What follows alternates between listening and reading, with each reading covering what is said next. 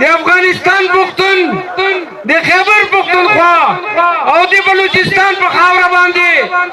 د وسایلو د پاره د ډالرو د پاره دا یقین ومنئ دا تقریر نه دی دا حقیقت دی د تا ماینز د پاره تا ګیس د پاره تا پټرول د پاره دا په خاورې باندې بدمني مسلط شوې ده نو واورئ چېرته لکه سوات پښتانه اوچت شول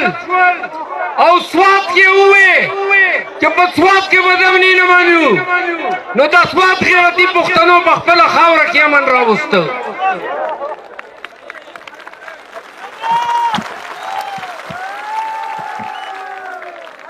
چې کله بنو کې بدمني شوه نو دا بنو لکونو ولس مو وکاته آندران باتوران